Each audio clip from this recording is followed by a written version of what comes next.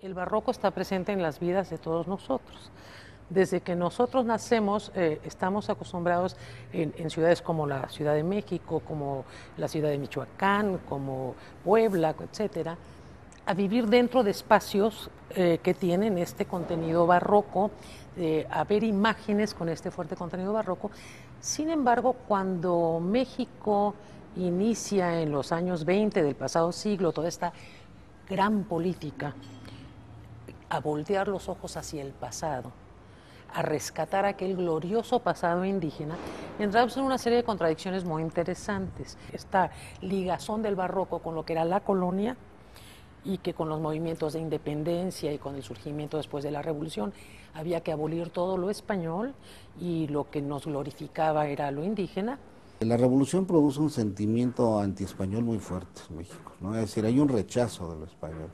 Y eso, aunque a lo mejor hubiera podido ser, como dicen estos expertos, nunca fue reconocido. Inmediatamente después de la revolución, el doctor Atl, no sé si saben, que hace primero una gran exposición de arte popular y después, paralelamente, y yo creo que no se puede separar, su gran libro sobre las iglesias de México. Es el libro de las iglesias de México, en la cual se aprovechan fotografías de Guillermo Kahlo, más dibujos del propio doctor Atl. Lo que se hace es una apología del barroco. Es decir, que la Revolución Mexicana y las políticas culturales de la Revolución Mexicana, efectivamente, ¿sí?, establecen al barroco, lo que parece una contradicción tremenda, porque si tomamos en cuenta, ¿no?, quizá del porfiriato no nos podía extrañar, pero si tomamos en cuenta, digamos, que la Revolución Mexicana era una revolución totalmente jacobina, antirreligiosa, que inclusive después se prolonga con la Guerra Cristera y todo eso, entonces, efectivamente, adoptar al barroco como casi el estilo oficial, ¿no?, que además se contrapone, para mí, desde el punto de vista ideológico, totalmente con el muralismo mexicano y la escuela mexicana, ¿no?, es, bueno, desde luego, es fascinante. Es absolutamente fascinante. Y yo creo que no hemos reflexionado suficientemente sobre eso. Hay un dato muy importante. De las exposiciones internacionales que se organizó México después de 1910, ninguna contemplaba el arte virreinal como una parte central del arte mexicano hasta la de 30 siglos de esplendor que se hizo en los años 90. O sea, hay una marginación de esa etapa de nuestra historia muy importante. Nuestras exposiciones internacionales o bien eran de cosas prehispánicas o bien el muralismo, pero había un vacío, todo lo demás no existía. Es decir, esa parte la teníamos borrada. Yo creo que fue una etapa de maduración, hubo la necesidad de ir sintiéndonos cada vez más. Octavio Paz lo pinta muy bien porque dice que la revolución fue como una etapa de adolescencia, ¿no? En el laberinto de la soledad, dice que nos descubrimos a nosotros mismos, viene el rechazo a nuestros padres, de ahí el sentimiento antiespañol tan profundo, ¿no?, de la sociedad mexicana, todo este rechazo a Cristóbal, a Colón, a Cortés, ¿no?, que no hay un monumento a Cortés en la Ciudad de México, todo esto tenía que ver un poco con eso. Y yo creo que la sociedad fue madurando, fue modernizándose. El presidente López Mateos, estoy hablando del periodo 58-64, crea el primer Museo de Arte Virreinal, ¿no?, que es el de que está en Tepozotlán, ¿no? Y entonces este museo es el primer pie, digamos, en ese terreno, en la recuperación de esa tradición. Y efectivamente, a partir de los años 70, eso tendría que ver también con otra cosa. Ya la derecha mexicana, digamos, en los grupos conservadores, la burguesía mexicana, se siente más segura, menos amenazada, y entonces se puede dar el lujo de sacar sus íconos, ¿no?, que son obviamente pues los religiosos y todo esto. Entonces los bancos sobre todo, juegan un papel muy importante en la preservación de este patrimonio, sobre todo la colección del Banco Nacional de México, ¿no?, que tiene una colección importantísima, ¿no? Y les da a todos los bancos por ir al centro histórico, reconstruir edificios, restaurar edificios y convertirlos en sede, devolverle el esplendor a lo colonial, que una ola insisto, de entre modernismo y rechazo al español hizo que se destruyeran durante los años 20 y 30 muchísimos monumentos coloniales. Y entonces me di cuenta de que no podía entender el barroco sin estudiar el neoclasicismo, ¿no? y entender por qué entre los historiadores del arte mexicanos había esa fobia contra el neoclasicismo, que lo consideraban el verdugo del barroco. ¿Y qué es lo que me encontré? Bueno, me encontré, por ejemplo, hablando de ese mito, ¿no?, y relacionándolo con el ser mexicano, me encontré con Manuel Toussaint, gran estudioso del barroco poblano, que llega a decir algo tan tremendo como eso, ¿no?, que el barroco, ¿no?, es la expresión genuina de lo mexicano. Y entonces yo dije, o Toussaint no sabía lo que era el barroco, o no sabe en qué país está, ¿no?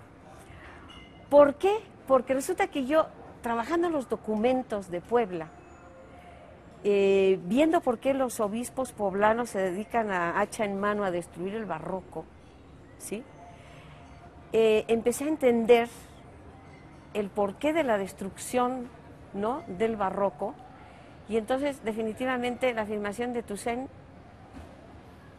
me crea serias dudas. ¿Por qué? Porque justamente los obispos poblanos, y especialmente uno que estoy en este momento, ¿no?, estudiando muy a fondo, llegan a decir algo tan interesante como, ¿sí?, vamos a quitar todos esos retablos. En ese momento, eso también es importante, no existe la palabra barroco, ni el concepto de barroco, de eso ya me he dado cuenta. Es decir, en el siglo XIX, en México, en la primera mitad del XIX, no existe ni la idea, ni siquiera el concepto. Lo que nosotros ahora englobamos como barroco, ellos no lo veían como una unidad y tenían toda la razón, ¿no? Sin embargo, lo que me pareció muy interesante, y ha sido como el inicio de toda mi repensar el barroco, es algo que me pareció fantástico. Ellos dicen, vamos a sustituir, ¿no?, estos retablos, ¿no?, de gusto corrupto. O sea, ese obispo califica al barroco de corrupto, ¿no?, y los vamos a sustituir, ¿no?, por un estilo al que tampoco llaman neoclásico, porque también es una denominación posterior, todas las denominaciones estilísticas son posteriores, por un estilo que refleje la claridad, ¿sí?, la ilustración, etcétera, etcétera, ¿no? Incluso hablan de funcionalismo, ¿no? O sea, realmente ideas muy, muy interesantes que hablan, pues, de la modernidad, pero sobre todo, y ahí es donde, por ahí van mis reflexiones y mis trabajos ahora, ese gusto corrupto, ¿sí? Y yo dije, bueno, ¿por qué le llaman corrupto? A la conclusión a la que llegué definitivamente es que ellos asimilan eso que nosotros llamamos barroco al régimen colonial. Por lo tanto, regreso a Toussaint. Es decir, si el barroco representa lo genuinamente mexicano, entonces ya no me están coincidiendo, ¿no?, las ideas. Entonces, sí, lo mexicano es esa modernidad, la independencia, ese ser mexicano empieza justamente, ¿no?, a aterrizar, a ser, ¿no?, con la independencia. Es ahí cuando empezamos a ser nosotros mismos, ¿no?, a distinguirnos, a afianzar nuestra identidad. Entonces definitivamente no nos podemos identificar con lo barroco. O sea, algo está pasando ahí, ¿no?, que no está casando. Pero lo interesante es que en este coloquio que se llamaba Sentidos del Barroco hay una ponencia que realmente me interesó y que es la de Alfredo Jocelyn Holt, que creo que pone las cosas en su lugar. Y lo que confirma Alfredo es que son los efectos nocivos de una práctica historiográfica totalmente conservadora, que es la del uso indiscriminado de la analogía dependiente, ¿eh? Es decir, que así como en artes visuales buscamos a los Picasso chilenos, igual entonces tenemos que buscar si éramos barroco o no éramos barroco, es decir, siempre buscar esa relación analógico subordinada, ¿eh? Y Alfredo dice, bueno, pues, es muy chistoso porque finalmente todos los textos de los tipos que él revisa, que son historiadores, dice, bueno, aquí el problema del barroco es un problema ideológico, ¿eh?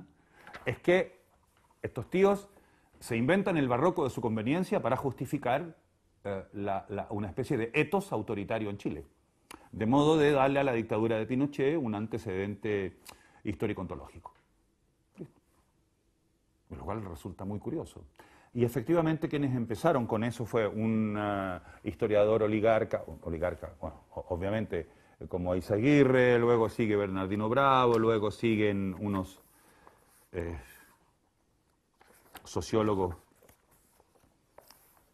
que no sabría yo cómo calificar dentro de qué, pero como Pedro Morandé o gente así, que reproducen todos un poco el sentido de esta especie de barroco originario. Y la posición de Jocelyn Holt es decir, perdón, aquí ni barroco, sino más bien era un barroco pobre, un barroco kitsch, que no podría, a partir de cuya manifestación no se podría concluir que el barroco es el ethos de las nacionalidades latinoamericanas, como lo afirma Bernardino Bravo, sino más bien habría que buscarlo en especies de residuos de un clasicismo o de un iluminismo transferido con todas las modificaciones y mermas que implica una transferencia intelectual de envergadura en las condiciones de fines del siglo XVIII, comienzo del siglo XIX, en una América que además de modo institucional es extremadamente diversa, en términos de consistencias estatales, parroquiales y militares, por decir, y jesuíticas, por referirme a productores de trama, digamos, cívica. En definitiva, aquí la discusión no es histórica, es ideológica, nada más. La idea de que el barroco es una nueva forma o una forma más antigua de modernidad que la modernidad ilustrada. Y eso es lo que tratan de rescatar los sociólogos católicos de Chile, Uruguay, Argentina, en fin, otros lugares en los cuales han tratado de rescatar una modernidad más temprana que tiene valores distintos, opuestos a los valores de la Ilustración, que son los valores de Europa del Norte, protestante, que cree en la ciencia, en la mentalidad especulativa, lógica, mientras que nuestro mundo sería un mundo más bien sacral, religioso, estético, un mundo ordenado a Dios y que se siente ordenado a Dios y que por lo tanto no mira a la naturaleza como algo que puede usarse o utilizarse. Por lo tanto, la técnica no forma parte de su identidad, sino que lo mira con ojos religiosos estéticos, también ordenado hacia Dios. Entonces, todo aquello que tenga que ver con ciencia, tecnología, no es o no sería lo nuestro. Lo nuestro es otra cosa. Se conforma una especie de tipo ideal de lo que somos, por contraposición a lo que se identifica como la cultura europea del norte. Teníamos dos tipos de cultura, dos maneras de ver las cosas radicalmente opuestos, inconmensurablemente opuestos. ¿Qué significa que el barroco sea la contrarreforma del catolicismo?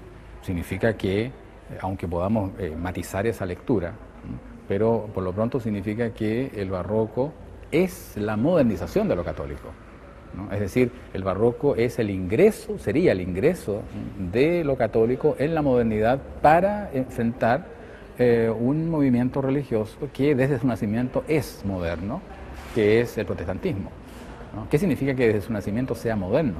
Significa que desde su nacimiento tiene incorporado la figura de la subjetividad, la figura de la individualidad y de la autoconciencia. Y eso es lo que el catolicismo incorpora con el barroco.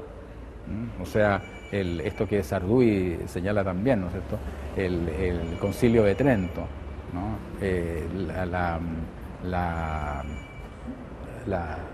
La sanción de que los sentidos no son en sí mismos pecaminosos y que por lo tanto pueden ser utilizados. ¿Qué significa eso? Significa el descubrimiento del lenguaje, la eficacia del signo. Bueno, eso, ¿no? Ese elemento está presente hoy en el barroco, ¿no? Y yo diría que el interés por el barroco hoy tiene que ver con eso, tiene que ver con entender el barroco como una clave privilegiada de ingreso a la modernidad, ¿no? Y ese es el coeficiente crítico, el coeficiente subversivo que tiene lo barroco, ¿no? Esa conciencia del lenguaje que implica la conciencia de la materialidad del sentido, ¿no? Es una suerte de encarnación, ¿no?, brutal, radical, de ese sentido que en algún momento se propone universal, eterno, etcétera, ¿no? En México también tuvimos, por la situación colonial, la intromisión, la entrada vigorosa, fuerte de la Ilustración a fines del siglo XVIII con los Borbones y, españoles, y entonces, pero ellos quieren erradicar la cultura popular, la cultura religiosa, las tradiciones, las fiestas y todo lo que no encaja en su visión del mundo, que es modernizante, científica, ilustrada. Entonces, ahí hay una separación entre la élite política española y que se junta con la élite política novohispana, se separa de la realidad nacional, que es indígena, es campesina, es católica, es extraordinariamente religiosa y fanática. Entonces, todas esas fiestas que eran las que daban cohesión, unidad, identidad, eran calificadas como fiestas y demostraciones de fanatismo de bajo desarrollo cultural. Bueno, mire, parte de la construcción de la identidad, supuesta identidad barroca de América Latina, tiene un aspecto que habla por oposición al intelectualismo y a la aplicación de la lógica cartesiana. Tenemos en este otro lado, en el lado barroco, tenemos la apreciación del arte, de lo pictórico, de la imagen, del drama. Las culturas del sur son más abiertas, son más tropicales, están más cerca del calor y por lo tanto tienen esta potenciación natural a la exteriorización plena. Pero en Alemania, yo estudié filosofía alemana, entonces, claro que ha habido manifestaciones del barroco. El romanticismo es un intento de recuperar la naturaleza, pero yo creo que habría que analizar esas influencias como no como lo determinante, sino como lo determinado. Son expresiones, son excepciones, no es la regla. Y yo creo que tú ves una catedral gótica y ves eso que llamas quizás excepciones barrocas, y ese barroquismo, si lo llevas a la catedral de Tasco o la de Santo Domingo, Oaxaca, y dices, por el amor de Dios, le llamas barroquismo, eso es como decir que Günter Grass es un escritor barroco, lo es. ¿Cuánto le debe él a la literatura hispanoamericana? Pero es barroco a la manera alemana. O sea, cada cultura tiene su propio barroco, pero estamos hablando del genuino barroco, no de las derivaciones del barroco en otras culturas. Yo creo que no es lo mismo el barroco cubano que el barroco mexicano, ni el barroco mexicano que el barroco peruano. Y ves la diferencia, por ejemplo, de altura, el barroco del calor y el barroco del frío. En el calor es prácticamente imposible encontrar una cultura sólida, porque es muy fácil vivir en el calor. Entonces, la ornamentación que se hacía es una ornamentación efímera, de naturaleza casi vegetal. El uso de la piedra, y cuando hablas de la piedra es la forma más elemental de minerales, de ahí pasas a los minerales preciosos, bronce, cobre, plata, oro, eso requiere climas ásperos, adversos, porque solo la adversidad se forja la grandeza. Y el barroco alcanzó su mayor expresión en el trópico adverso, no en el trópico de estiro la mano y me cae un coco, tiro allí una tripa y ya tengo una tortuga y la jalo y la como, agarro el huevo, escarbo en la arena y sale el huevo. Esas culturas son genuinamente efímeras. Las grandes culturas se forjan en la adversidad. Entonces hay que ver también el barroco gratuito, efímero, y el barroco que se ha decantado en lo adverso. Ese es para mí el más genuino. Yo no estoy de acuerdo con la crítica de que somos así porque somos latinos y no somos mejores, entre comillas, como los anglosajones, porque no hemos tenido justamente ese input de orden y de ética del trabajo. Nadie acá está buscando una esencia estática, milenaria, oscura, inamovible. imperturbable que nos definiría de una vez para siempre.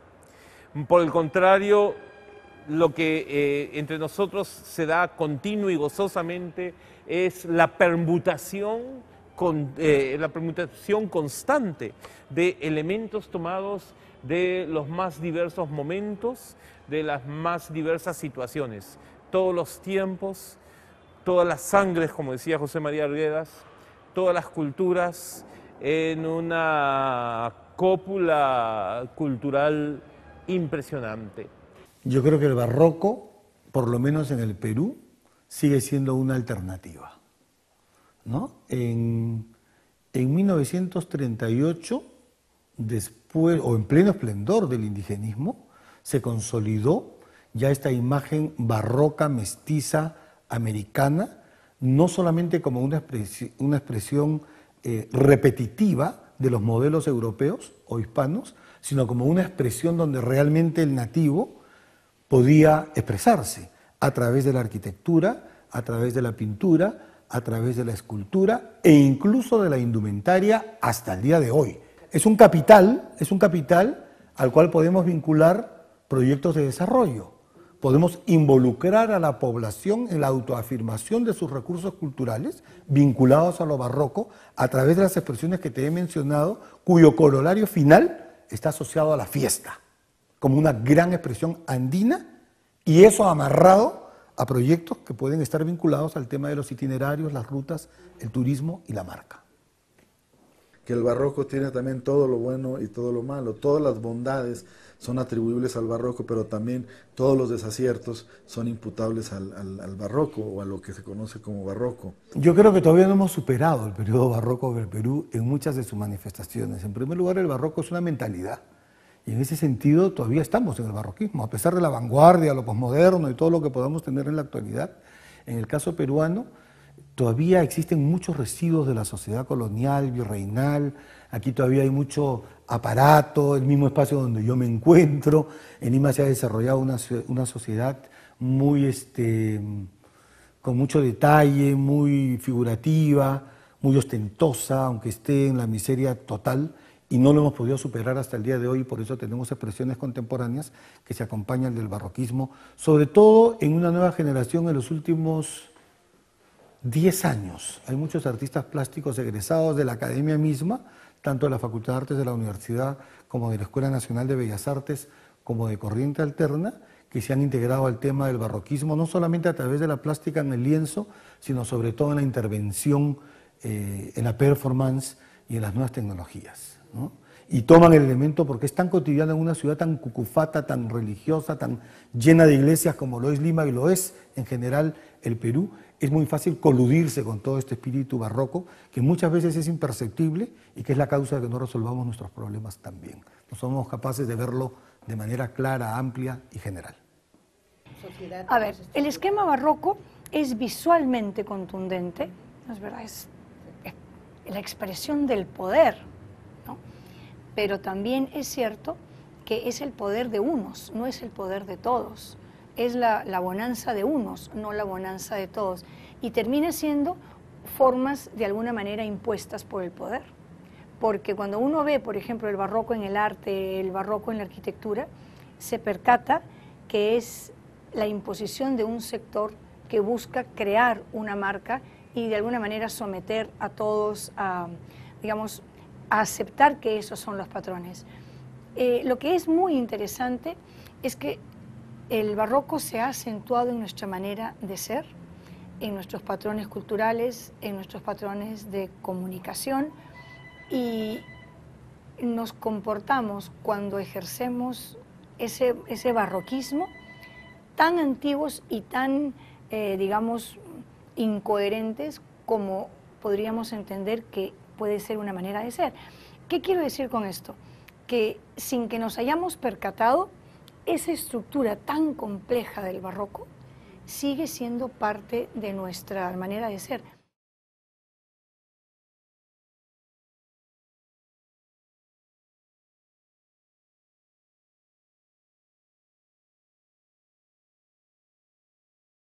Desde finales del siglo XIX hubo esta especie de reconstrucciones de un neobarroco en esa época que se manifestó en toda una serie de proyectos arquitectónicos al que el mismo José Vasconcelos no escapó en la construcción de la Secretaría de Educación Pública de 1921-22, que es basada en un convento, en la planta conventual, con los espacios diseñados de tal manera, la decoración encargada a Diego Rivera, que tenía que llenar todo por todos lados, etcétera, etcétera. Y era un discurso de los conservadores en ese momento, aunque formaba parte la construcción de los barrios como Polanco, etcétera, etcétera, las lomas de Chapultepec, con toda esa arquitectura también derivada del churrigueresco, filtrado y totalmente depurado, porque ya se hacían las columnas salomónicas con máquinas torno y no cincel a mano, ese tipo de cosas. O sea, una higienización del barroco, pero no deja de ser barroco. Era el gusto del conservador en oposición al gusto, a los intereses funcionalistas de arquitectos más ligados al PRI joven en esa época, como Juan O'Gorman, que es inspirado en Le Corbusier, que hacía cosas así como supuestamente muy ergonómicas, que a la postre resultaron no tan económicas, pero en fin, eso es otra historia, la intención era esta.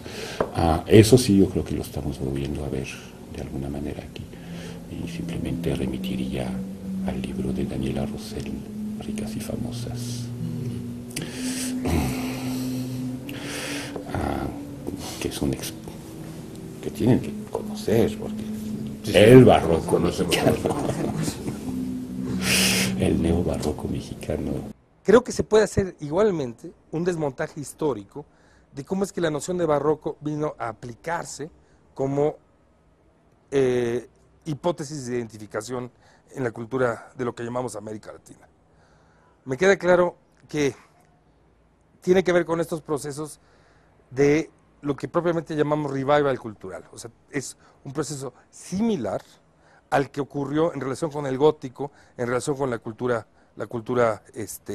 europea.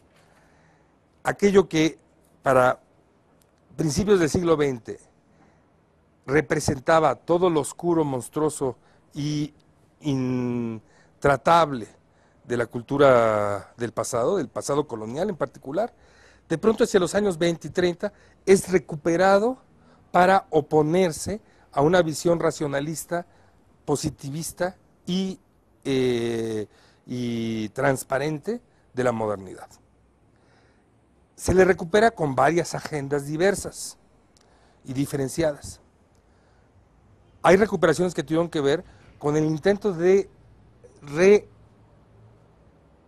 reenlazar el presente moderno de América Latina y España con el mundo del Imperio Español del siglo XVII o XVIII, o sea, el siglo de oro y sus consecuencias. O sea, con la idea de reivindicar esa liga común con este imperio fracasado para 1892. Ahí había una especie de nostalgia por la hispanidad. También apareció abiertamente como una reivindicación de lo peculiar de América, tanto en particular Alejo Carpentier, como personajes como el Dr. Atl en México, utilizan la noción de barroco para tratar de afinar una especie de característica específica de lo latinoamericano. ¿Por qué escogen la noción de barroco? El caso de Alejo es el más interesante, porque le permite espacializar y de alguna manera apropiarse territorialmente de la construcción del surrealismo para tratar de convertirla en una característica prácticamente esencialista o nativista de América Latina. El barroco es como la figura erudita del surrealismo innato. ¿Pero para qué vamos a estudiar el surrealismo? Somos surrealistas. O somos barrocos. No, eso es una pendejada.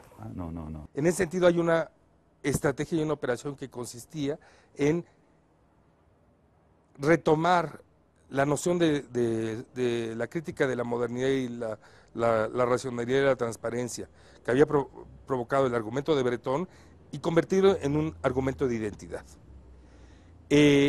También se podría hacer el apuntamiento que en un momento específico, hacia los años 60, cierta reivindicación del barroco, y esto sería algo referido esencialmente a Lezama Lima y Severo Sarduy, tenía la ventaja de, por un lado, establecer esta afiliación criollista con el pasado español, pero ejercer cierta resistencia ante los lenguajes dominantes y autoritarios de la posguerra, particularmente el marxismo y la ideología de la Revolución Cubana. O sea, hay una especie de barroco criollo de la posguerra, de la segunda mitad del siglo XX en América Latina, que sirve como un medio de resistencia a la simpleza, brutalidad y la aparente claridad científica del marxismo como ideología dominante, ¿no?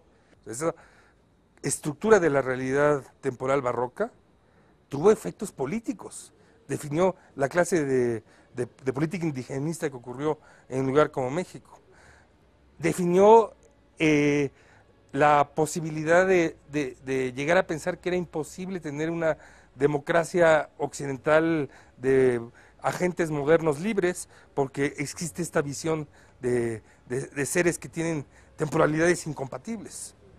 Tiene efectos reales. Quizá la más reciente es la de la reivindicación de la posmodernidad como una especie de neobarroco nativista. Voy a tratar de hacerlo explícito.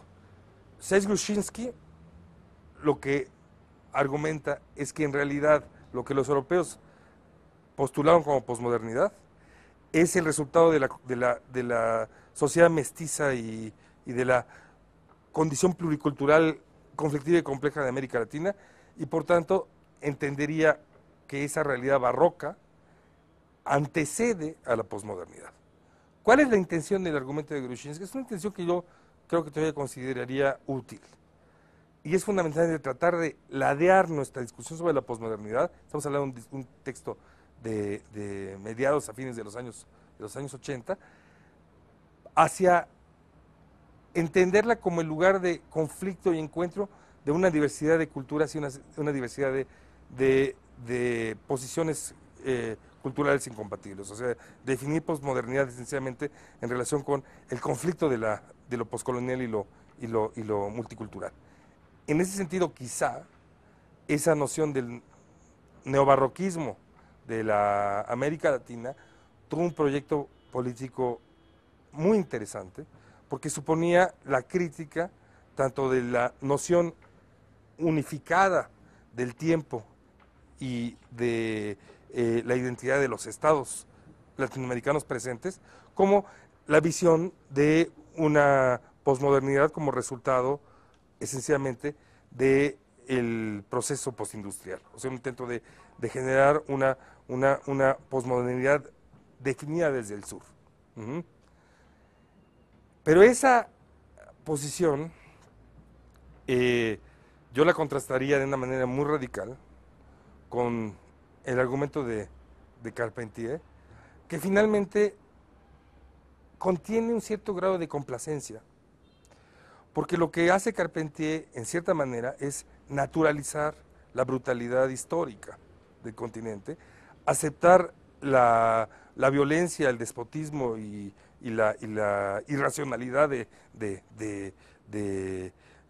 los regímenes postcoloniales de América Latina como una condición poética de lo real maravilloso, y por tanto sería posible decir que la liga entre Carpentier y el régimen de Fidel Castro en Cuba no es artificial. Es decir, que en cierta manera la justificación del tirano como representación del real maravilloso latinoamericano, del surrealismo mestizo, era conveniente para la extraña construcción que finalmente representó la Revolución Cubana, que el régimen de Castro no ha hecho mal en reivindicar a Carpentier como como uno de sus pilares ideológicos. Un poco lo que estoy tratando de decir con eso es que creo que convendría tener ahí un juicio específico sobre las distintas apariciones de estos conceptos en lugar de un intento de valoración general. Posmodernismo en el caso de la estética, y también el concepto de neobarroco vienen a pensar precisamente esa figura, ¿no? Ese agotamiento. Por eso que me parece tan lúcida la noción que propone Borges respecto al barroco. O sea, el neobarroco de Sarduy, por ejemplo, esas son sus expectativas, ¿no? Y que es muy distinto al neobarroco propuesto por un Calabrese, digamos el neobarroco europeo, ¿no? Con un Calabrese que tiene sus antecedentes, el mismo Benjamin, su idea del drama barroco alemán. Es muy distinto, ¿no? Es muy distinto porque en ese caso neobarroco es otra manera de decir posmodernismo. O sea, para Calabrese, ¿no es cierto? El nombre de la rosa de Eco es una obra neobarroca. Para Sarduy, llamar neobarroco al nombre de la rosa de Eco habría sido un escándalo. Sarduy habría dicho que esa es una golosina para el mercado. Es una diferencia radical, ¿no es cierto?, entre, qué sé yo, Cobra, ¿no es cierto?, de Sarduy y el nombre de la rosa de Eco. Hay una diferencia abismal. Y uno podría decir, bueno, aquí tenemos un neobarroco europeo y aquí tenemos un neobarroco latinoamericano o hispanoamericano. En América Latina fue quizás el primer intento para hablar de la hibridización. En términos de resistencia. En términos de resistencia, y así se usó mucho el barroco para hablar cuando Gramsci se puso de moda, la hegemonía, por ejemplo. Ahora, estos discursos empiezan a no funcionar, sin duda. El mismo asunto de la hibridización está esta ley de la bancarrota. Y es interesante, los nuevos intelectuales latinoamericanos, los que están escribiendo ahora, empiezan a tratar de romper con lo que decía al principio, con el siglo XIX, y volver al problema de la colonia.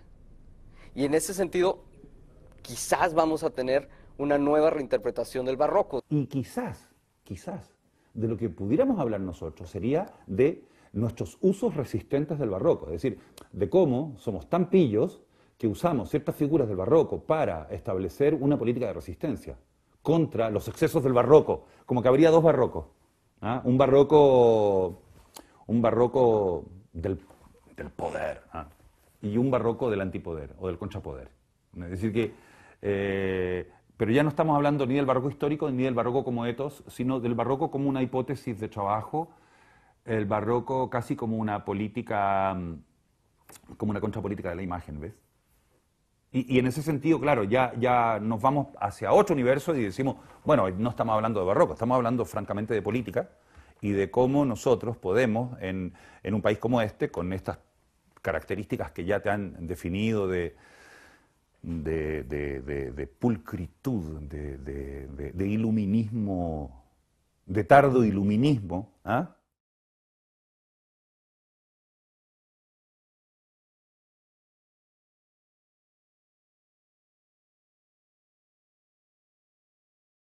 Yo creo que el barroco es una alternativa.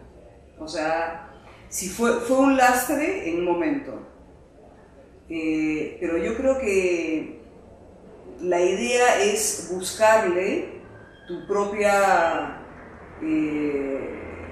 asociación, tu propio simbolismo, o sea, utilizarlo para ti en vez de contra ti, ¿no? Y creo que eso es algo que eso es lo que está sucediendo, creo, en estos momentos. Y esa liberación nos está trayendo una identidad mucho más concisa. O sea, estamos más seguros ahora de nuestra identidad. Y creo que, o sea, ese cambio, esa nueva perspectiva es lo que está permitiendo de que el barroco quede como un aliado y que no quede como un castrador, ¿no? El barroco adquiere renovada y sorprendente vigencia hoy en día porque más allá del aspecto histórico original de ese mal llamado estilo, había en él una posibilidad de incorporación de la diferencia. Y esto es un asunto crucial y de vida y muerte, no solo para la subsistencia, sino para el avance triunfante de las estéticas nuevas en nuestro continente. Y esa capacidad de incorporar la diferencia y de asumir discursos ambivalentes es la que sobrevive hasta nuestros días, de renovadas maneras evidentemente, haciendo factible que hoy la posmodernidad popular en el Perú, por ejemplo, tenga rasgos definitivamente neobarrocos, donde los restos de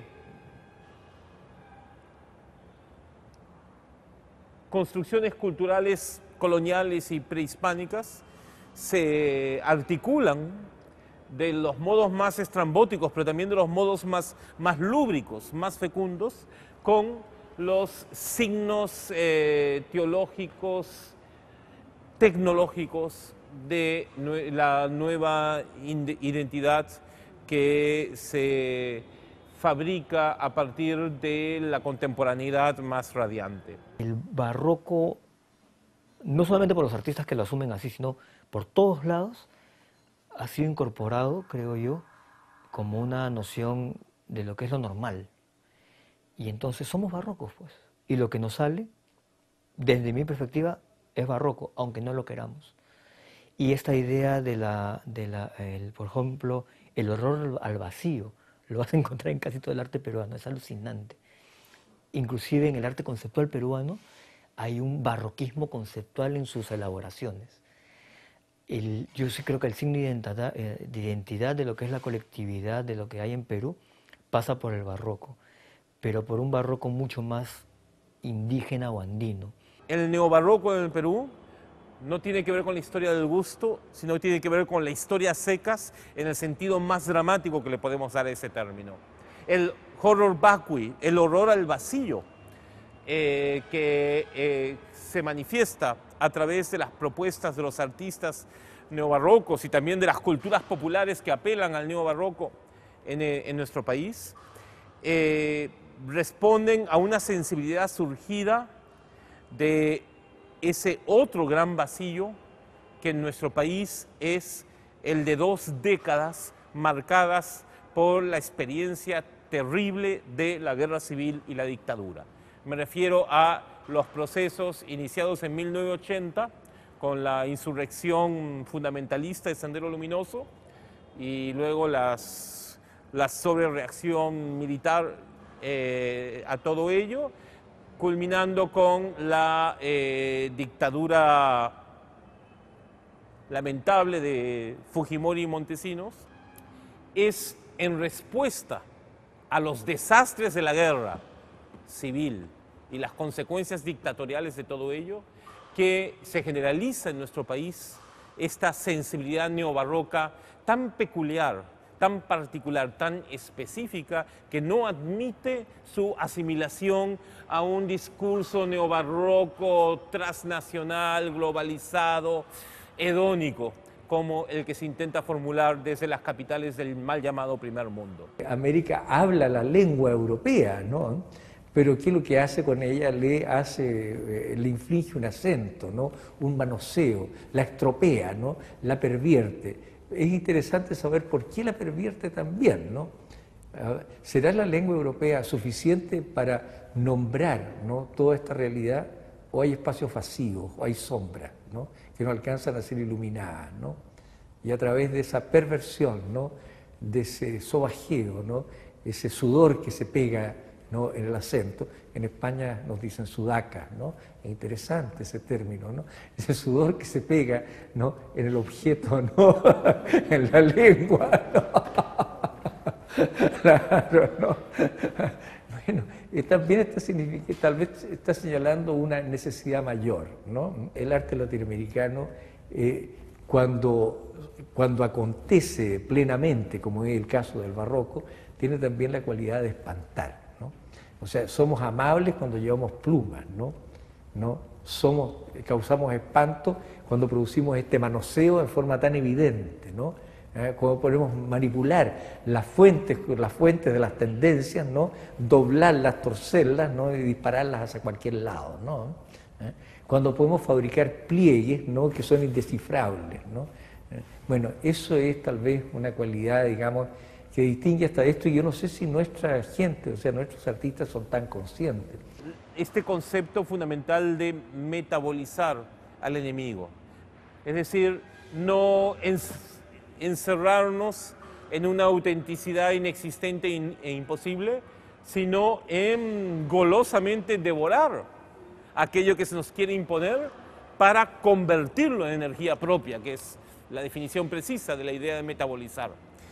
El barroco, bien entendido y astutamente trabajado, puede ser una fabulosa máquina digestiva de las imposiciones imperiales para fines metabólicos periféricos. Pero, sin embargo, yo creo que esta recurrencia de muchos de los pintores contemporáneos para retomar estas imágenes barrocas también se da porque hay una unión, hay una comunicación, hay ciertas ligas dentro de las expresiones de lo que seguimos considerando como lo nuestro, lo mexicano, que volvemos, es también un mito, ¿no? Pero el mito está y está operando. De todas aquellas manifestaciones de las antiguas culturas, hay también una proliferación de elementos, hay también este concepto muy del contacto con algo supranatural, que creo que combina muy bien con el barroco, que de alguna manera se enlazan. Entonces este mestizaje que se da, este par de culturas, de mitos culturales que están sustentando, de alguna manera se comunican y se enlazan.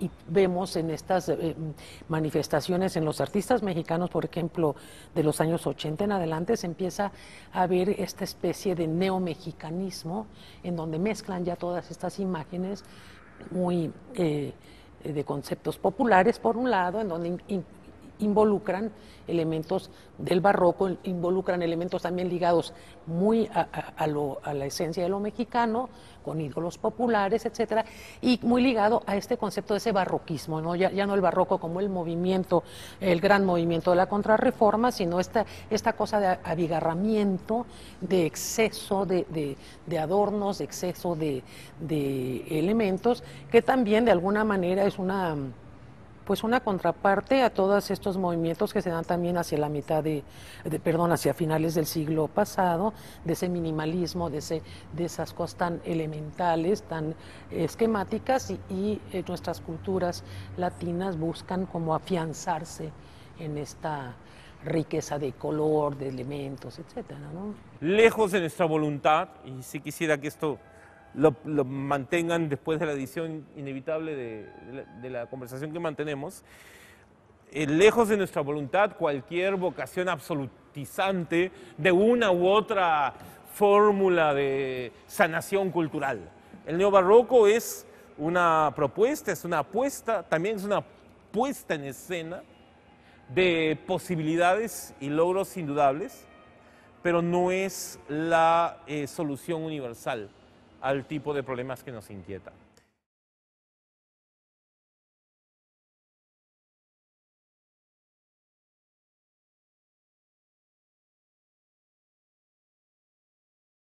O sea, cuando acá entró como la teoría postestructural, la teoría posmoderna, y se empezó a hacer taquillera, entre comillas, entre los intelectuales, también sirvió mucho para deshacerse de viejos problemas que nadie quería enfrentar, como por ejemplo el nivel de segregación social y socioeconómico, que es aberrante. No sé, también eso me hace pensar en cómo, digamos, cómo se ha difundido el discurso del barroco en Europa, ¿no? O sea, cuando he escuchado, por ejemplo, algunas charlas de artistas que han venido, por ejemplo, para el Festival de Arte Electrónico, y con propuestas sobre América Latina. Hay muchos, en la revista Humboldt también. He visto que bastante importancia se le ha dado a este tema, ¿no? Pero creo que ese es más un tópico, es de una América Latina imaginada. Yo no estoy tan seguro que esa sea América Latina, concretamente en cada una de las escenas, la escena en el Perú, la escena, por ejemplo, Iquitos, ¿no? ¿Qué tan barroca puede ser Iquitos, ¿no? Y claro, si uno busca elementos barrocos, los va a encontrar, pero también puede buscar otras cosas, ¿no? Si es atractivo, esa atracción creo es a ojos del que no, de repente no conoce América Latina, ¿no? Y que lo ve desde fuera. Recuerdo hace algunos años, el año 2000, 2001, en Berlín, iba yo con un grupo de 5 artistas chilenas. Y me llamaba mucho la atención las expectativas respecto a ellas, ¿no? Porque eran 5 artistas chilenas, por lo tanto, mujeres latinoamericanas, chilenas. ¿Qué significa eso? Significa la expectativa respecto a su obra, significa género, ¿no es cierto? Significa Pinochet, en fin, ¿no? Y resulta que cuando se encuentran con la obra, el comentario que, bueno, a alguna gente le gustó mucho, pero el comentario que hicieron otros alemanes fue: es una obra demasiado internacional, ¿no? Es decir, es demasiado occidental, diríamos, ¿no? Esta especie de trampa, ¿no? Que hace el pintor latinoamericano, especialmente cuando va a Europa, ¿no? Al ir a Europa es muy curioso, artistas que son bastante conceptuales, parece que consideran necesario, como yo lo he dicho también bastante brutalmente, ponerse plumas, ¿no? E instalar la sangre, ¿no? Eso es lo que Europa espera, ¿no?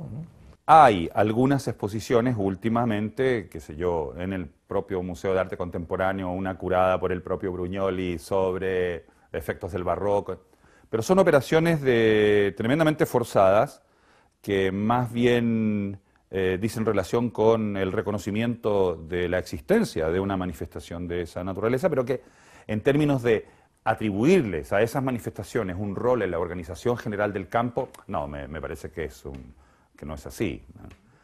Y eso viene después de, qué sé yo, la exposición grande que hizo Víctor Zamudio Taylor, Ultra Barroco, donde va Duclos, de Chile. Ya, está bien. Pero son operaciones que a nosotros nos son tremendamente externas, muy laterales, muy laterales. Hay unos artistas chilenos que entraron en la reproducción de una cierta iconografía vinculada a las artes populares y a un cierto barroco kitsch muy contemporáneo, pero que yo me lo explico por la tardanza en que estos artistas tuvieron en llegar al DF. Muchas veces las propuestas que se han a lo largo del siglo XX denominado neobarrocas han intentado comunicar justamente formas de inscripción en la latinidad como una legitimación del ser peruano en el mundo. Yo creo que lo que es curioso es que en lo neobarroco, tal vez en las tendencias de lo neobarroco, se esté tratando de dar forma concreta y permanente, entre comillas, a formas visuales que tal vez son mejor comprendidas por la población de una ciudad como Lima en términos de manifestaciones efímeras. Es decir, hay un contrasentido, pero es como que tal vez sería más productivo a partir de la experiencia popular rescatar el valor de lo efímero que tratar de enfatizar la creación de formas permanentes que pretenden ser duraderas cuando no sabemos cuál es, qué rumbo va a tomar nuestro destino histórico. Yo creo que Lemebel es lo más cercano a Almodóvar, de todas maneras. Y acierto Carlos Monsiváis en México, ¿ya? En alguna medida. Pero en Pedro Lemebel es clarísimo ese barroquismo, es clarísimo el barroquismo, digamos, en la irrupción del kitsch.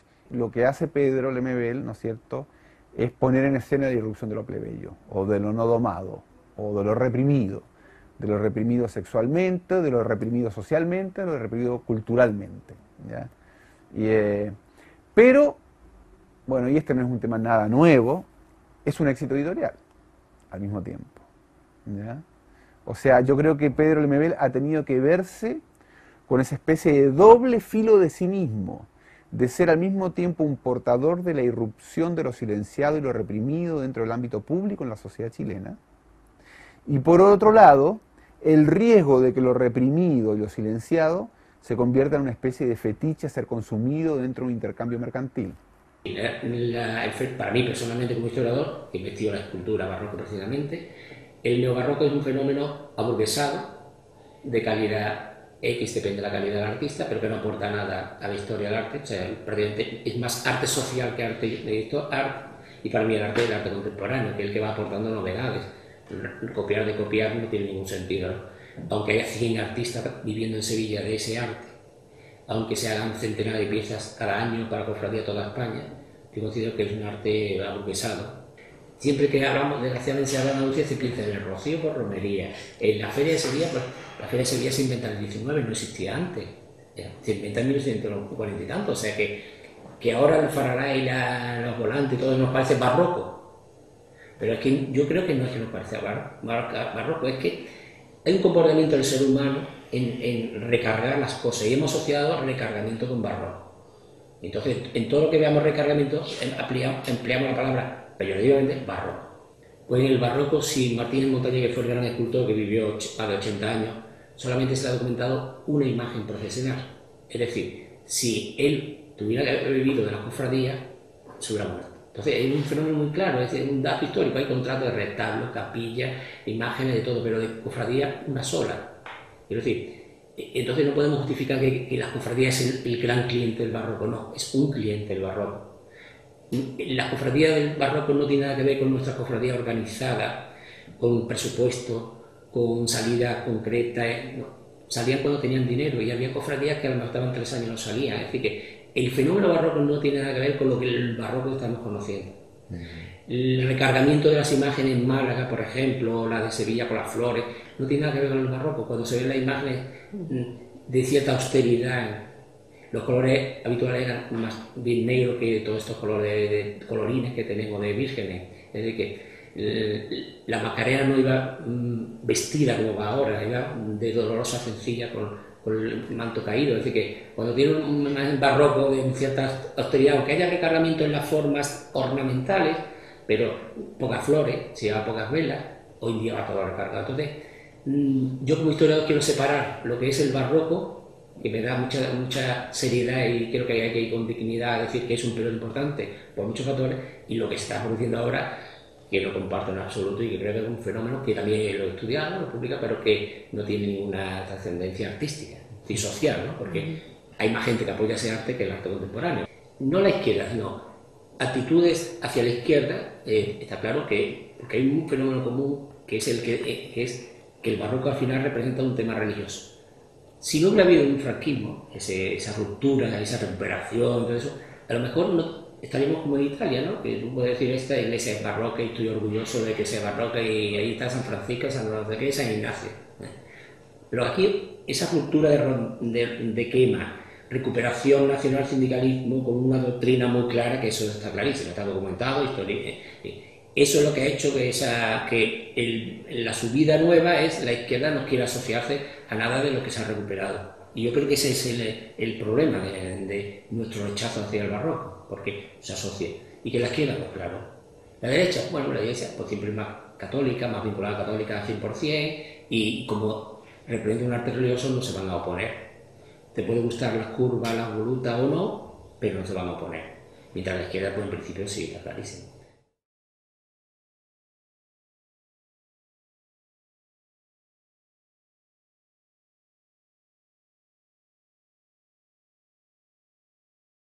Y ese barroco que surge, que es esencialmente una imposición de la cultura europea, aparece como si fuera una rebelión contra lo europeo, que no lo es. esa rebelión se encuentra larvada, está debajo en la medida en que los que dirigían la construcción de los retablos, las iglesias, la pintura de las paredes, los murales, se descuidaban y dejaban que los indígenas hiciesen cosas extrañas y que volase su imaginación. Hay unos frescos muy interesantes en Ixmiquilpan, ¿no?, que son todavía más claros al respecto. Seguramente quien los vigilaba se descuidó, ¿no?, y los indígenas que pintaban hicieron de las suyas. Y claro, surgió toda la temática, toda la iconografía indígena que se mezcla ahí con los temas religiosos cristianos. Entonces hay este contrapunteo que ha sido visto a su vez como un juego típicamente barroco de espejos. El espejo barroco prehispánico, el espejo barroco español, mirándose el uno al otro, contraponiéndose pero al mismo tiempo complementándose. No, bueno, es que el mito propiamente no tiene ninguna base. Simplemente comparando el valor semiótico que tiene el arte indígena, escultórico, pintórico o pictórico, no tiene que ver absolutamente nada con el barroco. El barroco, en el sentido muy elemental, es ornamental, si bien lo interpreto. En el arte indígena no hay ornamentos. No me quiero meter en este problema porque espero que sea materia de futuras investigaciones, pero no existe el ornamento con el sentido que tiene en el barroco. Son elementos significativos. Cuando el indígena es contratado, y no hablo del barroco, hablo de tiempos anteriores, para construir conventos, pinturas, tallas en piedra para iglesias, mete sus propios símbolos. Pero esto es una introducción también totalmente inocua. No nada más para el español que manda a construir aquellos edificios y no los comprende, sino para los propios indígenas que van a ver ahí colocados sin sentido, sin contexto, un elemento indígena prehispánico religioso que por mucho valor que tenga no tiene ninguna razón de estar ahí. Entonces el indígena no adorna. Primero, los indígenas son muchos y muchas culturas, ¿no? A lo mejor los mayas, ¿no?, coincidirían con ese afán de ornamentación cercano a lo barroco, pero no el mundo del altiplano. Yo no veo lo barroco en el mundo indígena por ningún lado. Inclusive las vanguardias, estoy pensando en un Torres García, en Barradas, bueno, el mismo si quieres, etcétera, que tratan, digamos, de buscar, ¿no?, en lo prehispánico, pues para nada se identifican con lo barroco, al contrario, ¿no? O sea, yo creo que la estructura y sobre todo de lo que sería los grupos indígenas altiplánicos no tiene nada que ver con el barroco. La idea de que las culturas antiguas, prehispánicas, indígenas, tenían un carácter barroco me parece que es ciertamente un mito. No corresponde para nada a la realidad. Se ha aplicado ciertamente a figuras como la Coatlicue, por ejemplo, ¿no? Ya ha habido análisis de las configuraciones y peculiaridades simbólicas de esa extrañísima escultura que hacen pensar en las alegorías barrocas, ¿no? Yo creo que es una típica imposición colonial. Yo no creo que se puedan entender las culturas indígenas a partir del barroco. Las culturas indígenas mexicanas fueron un fenómeno completamente otro, distinto, un horizonte cultural que se había desarrollado completamente al margen de las tradiciones europeas. Así que asimilar el arte a la tradición barroca me parece un barroquismo, ¿no? Un barroquismo de algunos analistas contemporáneos. el que las formas políticas con que fueron explotados los indígenas por los españoles adquirieran una complicación barroca, ¿no? La burocracia, ¿no? Que se desarrolló en la Nueva España o en la región andina es alucinante y ciertamente viene de la tradición española barroca. No diría que es algo que hay que reivindicar de todas maneras. Hay porque también podría ser un fenómeno europeo, ¿no? Un rebote, un efecto europeo en la costa pacífica, ¿no? Porque de hecho el arte precolombino no es una figuración naturalista, de hecho no la constituye, ¿no? Salvo rarísimas excepciones, tal vez en la época clásica de Teotihuacán, vamos a encontrar algunos ejemplos, ¿no? Tal vez en los últimos periodos del incanato, pero en general hay una fuerte marca abstracta, ¿no? En todo el desarrollo iberoamericano precolombino, ¿no?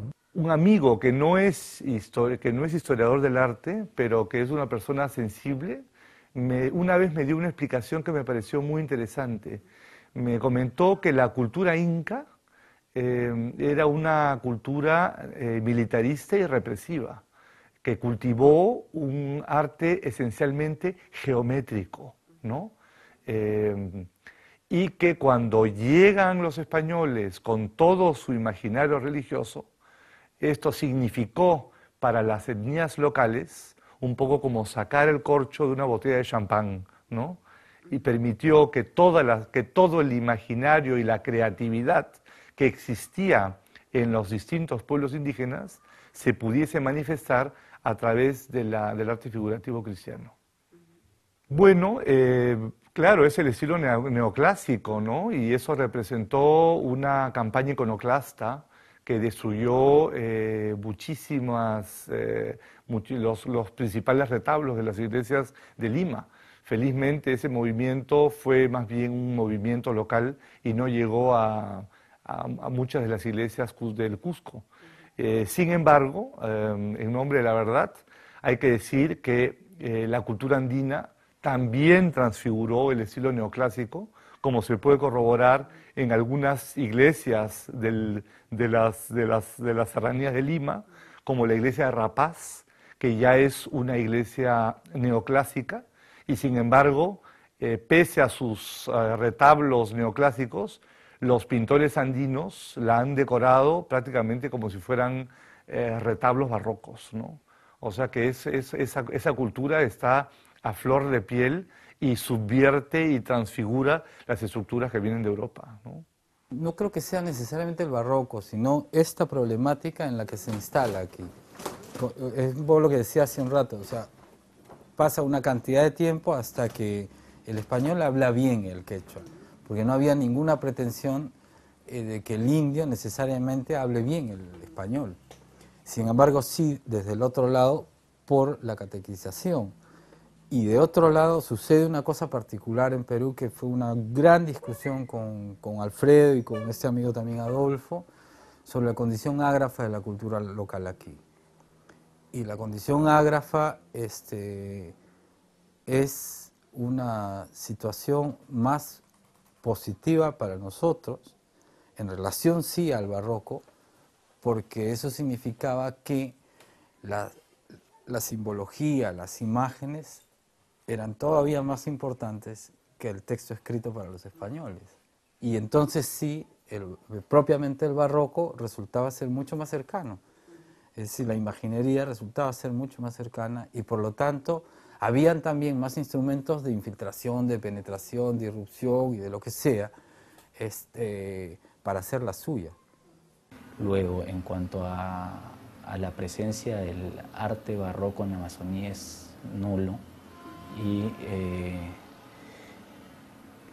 lo más cercano tal vez serían las iglesias que se construyeron no hace más de 70 años, tal vez las primeras, o 80 años, y que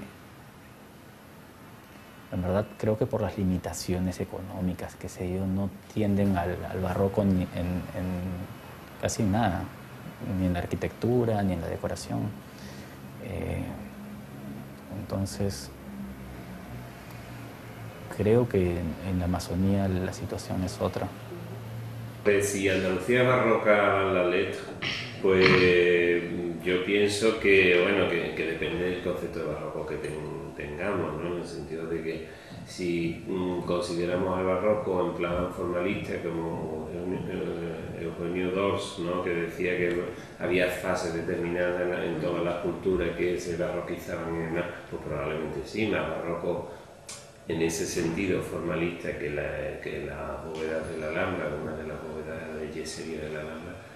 Pero claro, es que solo es barroco en el sentido, podríamos decir, lato de la palabra, que debe ser pues, el periodo del absolutismo, ¿no?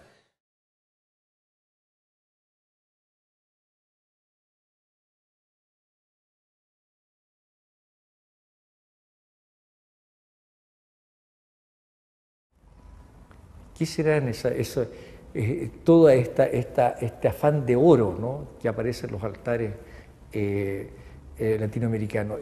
¿Puede ser datado solamente en Chorrillera y en toda la arquitectura dorada española, ¿no? Esto va más allá, ¿no? A mi juicio, aquí hay una metáfora también, ¿no? España viene a buscar oro, ¿no? Hay que entregarle oro, ¿no? Pero ese oro es de mentira, ¿no? Es una lámina, ¿no? Pero es suficiente para deslumbrar, ¿no? Entonces, cuando, ¿no es cierto?, la Iglesia pide, ¿no es cierto?, que los altares sean dorados, yo creo que el indígena nuestro, ¿no?, encuentra una gran oportunidad, ¿no?, de deslumbrar más allá de lo pedido, ¿no? Sobrepasar el lenguaje, ¿no?, y satisfacer con la imagen, con la imaginación, ¿no? A ver qué tenían las gentes en su casa, ¿no? Porque decimos el barroco. Entonces yo digo, bueno, ¿la gente vivía barrocamente? No, la gente vivía con muy pocos medios. Por ejemplo, la gente tenía 2 o 3 vestidos a lo largo de su vida, ¿no? Hasta el punto de que se heredaban, ¿no? Un viudo, una viuda, ¿no?, llevaba, ¿no?, al siguiente matrimonio los vestidos del difunto, ¿no? Porque realmente, y eso estoy hablando de familias acomodadas que hacían testamento, porque bueno, tenían un capital de 4.000 pesos para arriba hasta 12.000, que es el promedio, ¿no?, que también la doctora Pilar González. Y entonces uno dice, bueno, ¿qué muebles tenían, ¿no?, qué vestimenta usaban, qué cuestiones pues de vajilla, de objetos orientales también que llegaban, ¿no?, jarrones, etcétera, etcétera. A ver, las casas no eran barrocas, la gente no vivía barrocamente, vivía en unas casas pobres. Hasta el siglo XIX todavía, inclusive la aristocracia vivía con muy pocos muebles, sin cortinajes. Eso todavía a mediados del siglo XIX los extranjeros se extrañan, digamos, de lo austeramente que se vive en México. Entonces, ¿dónde está el barroco? ¿No? ¿Dónde está el barroco? El barroco está en la calle, en la fiesta, en la ceremonia religiosa, en lo público, ¿no? Ahora, yo me pregunto, al caso de los indígenas sería un poco lo mismo, ¿no? ¿Son barrocos? Bueno, ¿en qué son barrocos? Que no viven barrocamente. Viven, ¿no?, con lo indispensable, cuando no, con lo mínimo, ¿no? Entonces, a ver, ¿qué es lo barroco, no? Pero ¿cómo pudiéramos entender el barroco para el europeo o para el criollo? Digamos, el barroco es una ruptura de un umbral. El barroco abre las puertas al otro mundo, prácticamente al cielo. Pero para ir al cielo, aún en estado místico, no creo, para traer el cielo acá. Y el cielo que trae es un cielo demasiado cargado de mundanidad. ¿Por qué? Porque es un cielo que tiene aromas, que tiene golpes de viento, que tiene sabores, que tiene un colorido demasiado terrenal, que tiene sensaciones, actitudes demasiado terrenales. O sea, abre la puerta, pero no para ir, sino para que se derrame ricamente en este mundo.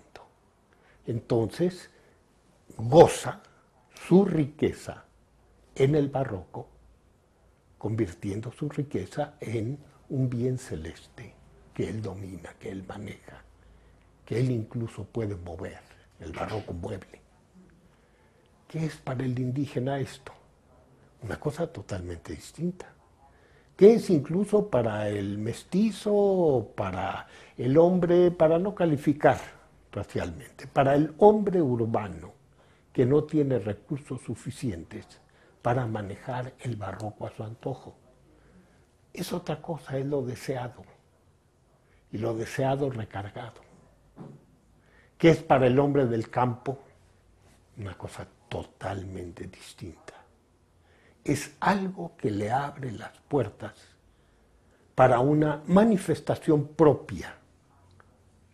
Y esto sí tenemos que afirmarlo. El barroco en el mundo indígena del campo lo que hace es darle un medio de expresión propio, que es la fiesta, lo único de lo que puede apropiarse. ¿Por qué? Porque en la fiesta religiosa el indígena va a cristalizar su propia organización, sus propias ideas, su propio manejo de la realidad, independientemente de los curas.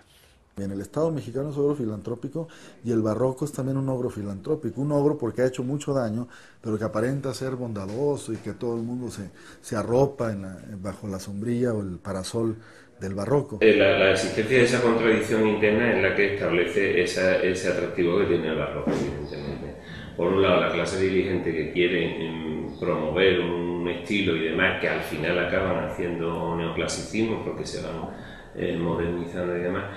Y por otro lado, la sociedad civil, por así decirlo, y popular, que es el 90% de la población que vive en el campo y demás, y que lo que le interesa del barroco es precisamente el sentido de espectáculo que tiene, de atractivo, etcétera, y de participación. Y entonces, lógicamente, cuando deciden cortar y adaptar o adoptar otro estilo imperante en Europa, que es el neoclasicismo, pues podríamos decir que muchas de las clases populares se mantienen aferradas al gusto espectacular del barroco, ¿no?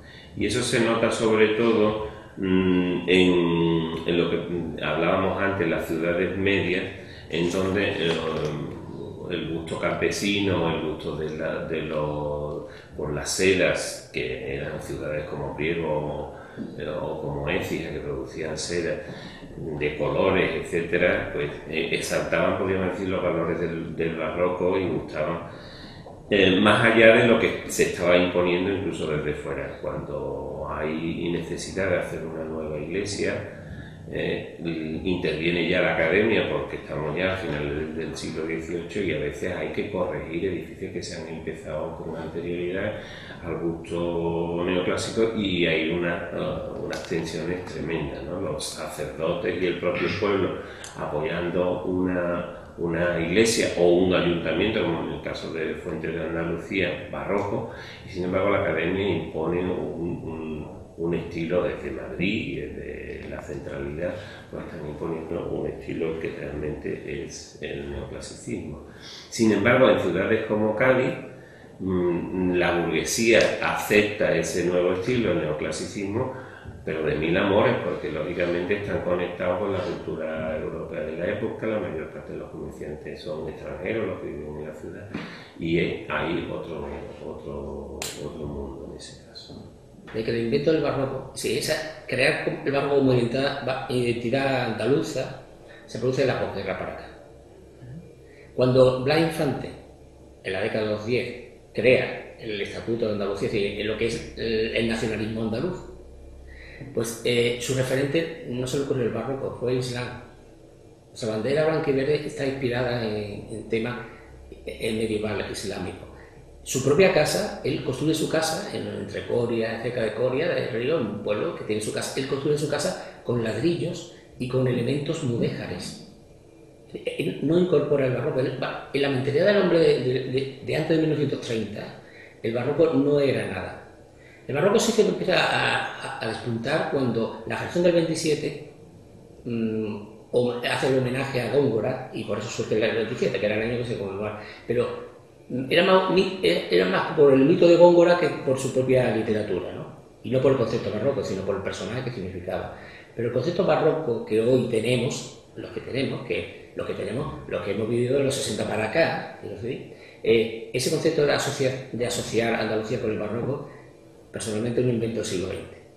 Un invento del siglo XX, el aspecto en que, y eso es un tema que siempre debato, es que sí es cierto que al final del siglo XIX la sociedad empieza a buscar identidades, nace todo el nacionalismo. Andalucía no lo busca hasta el principio del siglo XX, ¿no? Pero en el XIX, aparte de buscar identidades, hay algo que creo importante a nivel de historia del arte, de historia y de mentalidad, y no se dice, es que cuando la restauración de Alfonso XII se empieza a devolver a la iglesia posesiones, conventos, etcétera, etcétera, se empiezan a reorganizar las cofradías, en Andalucía y en toda España también. Entonces, y los jesuitas, una de las órdenes, que empiezan a desarrollar empiezan a difundir un arte que se llama el neogótico. Toda la burguesía española católica del final del XIX tiene cosas neogóticas, su capilla neogótica, su mueble neogótico. El neogótico pasa a las casas, pasa a los templos. No el barroco, es el neogótico, porque lo medieval en ese momento es lo histórico. Por lo tanto, hoy, si hacemos esta reflexión, vemos que no hemos inventado, nuestra generación se ha inventado la identidad barroca. Lo que sí es cierto que el hombre del XVI, el romanticismo, que es una vuelta a la Edad Media, al edificio ruina, al gótico, románico. El hombre del XIX, su identidad lo ve en lo medieval, no lo ve en lo barroco, tal vez porque lo tengamos próximo, bien, o porque a lo mejor no lo valora, no lo conoce o no lo quiere conocer, pero se inspira en lo medieval. Y yo hago este ejemplo, ¿no? Es decir, la sociedad española, incluida la catalana, quitando el modernismo, que es un fenómeno burgués industrial, pero el burgués católico es neogótico en todas partes. Vuestra catedral, la catedral de Barcelona, neogótica, porque estamos al final del XIX y los burgueses católicos, el sector católico burgués, es neogótico, es historicista. En el XIX, cuando los románticos, con un carácter ya de folclorista, vienen buscando lo exótico, lo anecdótico, lo que no existe ya en Europa, ¿no? Entonces, de pronto, la burguesía, que ya había pasado por ese episodio académico y neoclásico, empieza a mirarse en que, oye, pues estos extranjeros vienen aquí y valoran algo que nosotros hemos despreciado, porque es lo que, cómo se viste la gente, cómo trata la gente, el fenómeno religioso, por ejemplo, y entonces nace una recuperación interesada del casticismo, que ya es un nacionalismo, que ya coincide con el nacimiento de la identidad, lo que tú estabas comentando ya, ¿no? Y empieza la gente... El mito de lo andaluz, en este caso, que ya coincide con el barroco, tanto en cuanto que es lo que parece que está en el fondo del pueblo, entre comillas, que ahora se utilizaría, ¿verdad?, como políticamente como elemento para que los burgueses puedan sustentar también ideológicamente. Y es curioso que, por ejemplo, una fiesta como la Feria de Sevilla aparece en la época romántica, justamente, y además es inventada por un catalán y por un vasco, ¿no? Es decir, que son burgueses afincados en Sevilla, que lo que quieren es vestirse de casticismo, ¿no? Que es una manera de también asimilar esa cultura popular que hay aquí y hacerla y la Semana Santa identitaria. La regula y la normaliza, hace que reviva un francés, que es Montpensier, o sea, el hijo de Luis Felipe, que era el rey, el burgués, el rey liberal de Francia. El hijo pues viene a Sevilla y es el que recupera la Semana Santa.